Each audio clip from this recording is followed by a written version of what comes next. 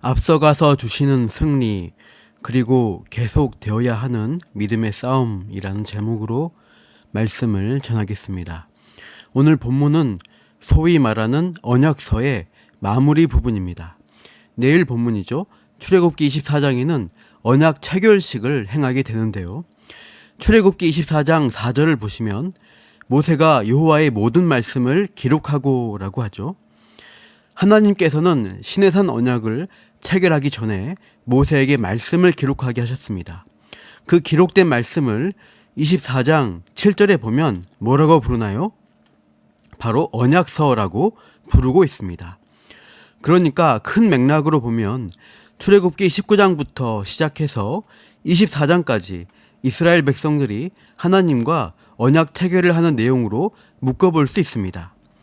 출애굽기 19장은 언약 체결 준비 과정을 보여주고 20장 1절부터 21절까지는 가장 기본적인 도덕법인 10계명을 선포합니다. 시대를 초월하여 지켜야 하는 보편적인 도덕법으로 주어진 것이 이 10계명입니다. 그리고 20장 22절부터 이 10계명을 일상 생활 영역 가운데 구체적으로 적용한 율법이 제시됩니다. 당시 관습과 문화 가운데서 무엇을 지키고 무엇을 하지 말아야 하는지를 구체적으로 지시하는 율법으로 시민법이라고도 부릅니다. 시민법은 그 당시 문화와 관습 가운데 적용되어 지켜져야 했기 때문에 지금 현대 문화 가운데 그대로 적용하기는 어렵습니다. 보편적으로 지켜야 하는 도덕법과 구분하여 당시 사회 시민으로서 지켜야 한다는 점에서 시민법으로 구분할 수 있습니다. 종에 관한 규정, 폭행에 대한 대응과 손실에 대한 배상 규정, 절개에 관한 규정 등 당대 상황에 맞게 주어진 법령들이 쭉 출애굽기 23장 19절까지 제시되었습니다. 이렇게 당시 백성들이 지켜야 할 율법들을 모세가 기록해 놓았고 이게 아까 언급한 언약서가 되는 것이죠. 그런데 출애굽기 시대 성경의 배경이 되는 고대 근동에서는 일반적인 나라들 사이에 외교적인 언약 체결이 이루어졌다고 합니다. 봉신조약이라고 하는데요. 갑의 지위에 있는 종주국 왕이 을 위치에 있는 속국 왕에게 충성을 맹세시킵니다. 그러면 황제격인 종주국 왕은 속국 왕인 신하에 대해 보호와 혜택을 약속해 주는 것이 당시 봉신조약이라는 거죠. 출애굽기 19장부터 24장이 나오는 언약서와 언약 체결식도 그런 당대 조약과 유사하다는 것이 20세기 중후반 고고학적으로 밝혀진 것입니다. 이런 언약 혹은 조약 체결의 마지막 내용은 지켜야 할 법에 대한 순종 여부에 따른 축복과 저주가 나열된다고 합니다. 사실 오늘 출애굽기 본문의 위치가 언약서를 마무리하면서 그러한 순종의 요구를 하는 부분이 나옵니다. 본문에도 하나님께 대한 순종의 요구를 강조하고 있습니다. 25절 내 하나님 여호와를 섬기라. 24절 그들의 신 가나안의 우상을 섬기지 말라고 하죠. 그런데 당시 이방나라 조약과 달리 불순종했을 때 저주에 대한 내용은 별로 없고 오늘 본문에는 주로 분명히 이루시겠다고 하는 예언적인 약속이 주로 주어지고 있습니다. 약속의 땅으로 인도하시겠다는 약속으로 두 인도자가 언급됩니다. 먼저 사자를 앞서 보내겠다고 하시죠. 20절 내가 사자를 내 앞서 보내어 길에서 너를 보호하여 너를 내가 예비한 곳에 이르게 하리니. 사자는 원어로 말라크라고 하는데 전령, 특사 혹은 천사를 가리키는 뜻입니다. 하나님을 대신하는 신적 대리자인 사자가 이스라엘을 인도하여 예비하신 약속의 땅에 이르도록 할 것을 예언합니다. 사자는 어떤 존재를 가리키는 것일까요? 21절에 보면 그의 목소리를 청종하라고 명하십니다. 왜냐? 너희의 허물을 용서하지 않고 심판할 수 있는 존재로서 내 이름이 그에게 있다고 설명하시죠. 사자는 하나님의 이름이 부여된 존재라는 겁니다.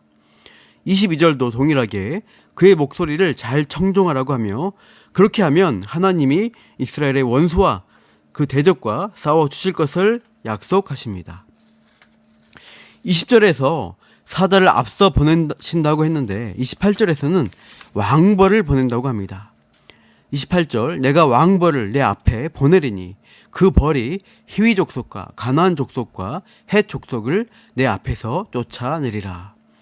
왕벌은 상당히 위협적인 곤충입니다. 우리나라에서 가끔 볼 수 있는 장수 말벌을 떠올릴 수 있습니다. 장수 말벌을 맞닥뜨리게 되면 두려움이 일어나죠. 잘못 쏘이면 죽을 수도 있다는 공포심을 일으켜줍니다. 그런 왕벌이 떼를 지어 달려든다고 하면 누구나 도망칠 수밖에 없습니다. 그래서 27절에서 내 모든 원수들이 내게 등을 돌려 도망하게 할 것이라고 합니다. 내 위험을 앞서 보낸다고 말씀하시면서 왕벌이 하나님의 위엄을 상징하는 표현으로 표현됩니다. 사실 28절 왕벌은 원어로 보면 그 왕벌입니다. 사람들에게 두려움과 공포를 일으키는 그 왕벌 같은 어떤 존재를 앞서 보내시겠다는 겁니다. 앞서 사자도 이스라엘의 대적과 싸운다고 했으므로 사자와 왕벌은 동일한 존재를 가리킨다고 할 수 있습니다. 그렇다면 하나님이 이스라엘 백성이 앞서서 보내시겠다고 하시는 존재는 누구를 가리키는 걸까요? 이스라엘 백성들을 앞에서 인도하는 인간 지도자 모세일까요? 그러나 모세는 가나안 땅에 들어가서 싸우지 못합니다. 가나안 입성이 금지되죠. 하나님의 이름이 주어진 존재로도 볼 수 없습니다. 그러면 신적 대리자로 성경에 종종 등장하는 천사로 볼 수 있을까요? 천사를 하나님의 사자로 표현한 경우가 구약에 종종 나왔습니다. 그러나 본문 21절을 보면 너희의 허물을 용서하지 않을 수 있는 존재로 표현됩니다.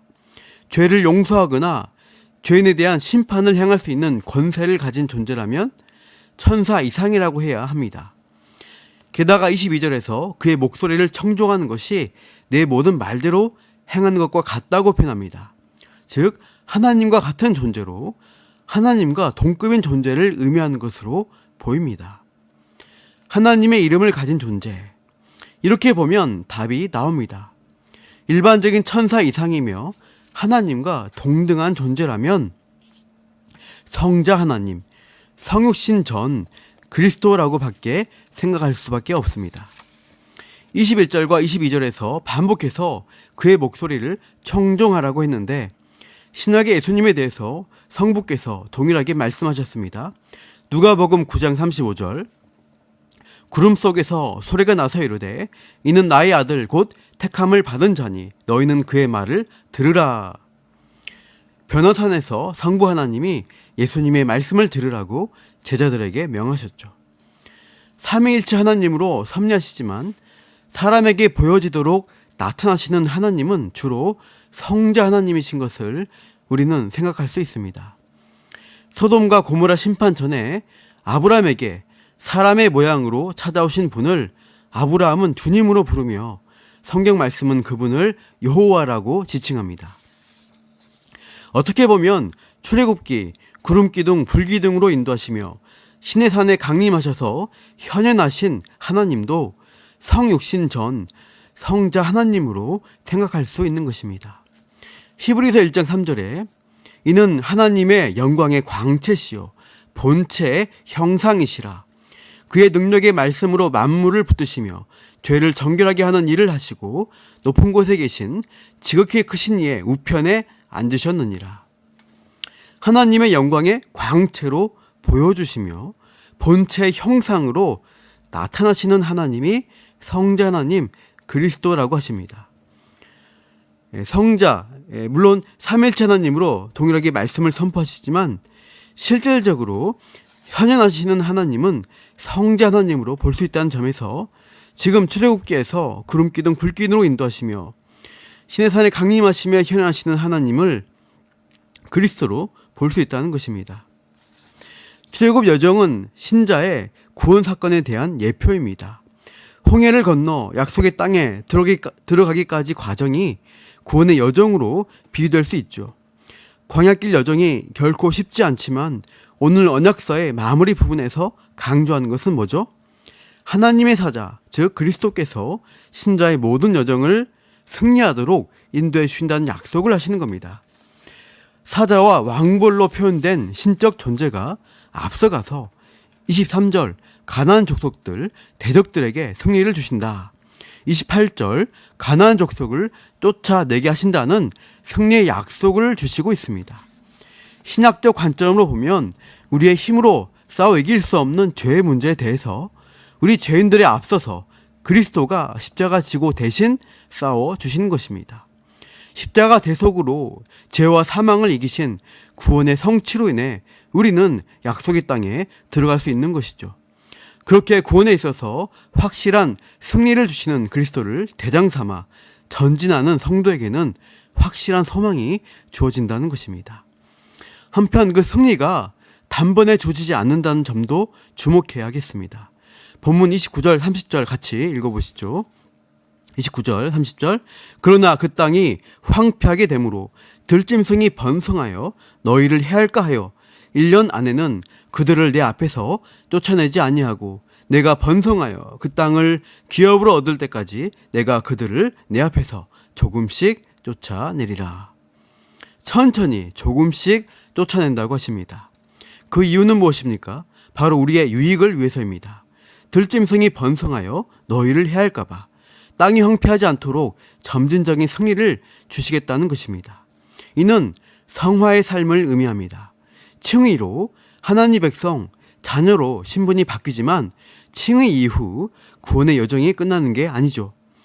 육체적 죽음에 이르기까지 구원받은 성도는 성화의 싸움을 해나가면서 믿음으로 순종하는 여정을 살아가야 합니다.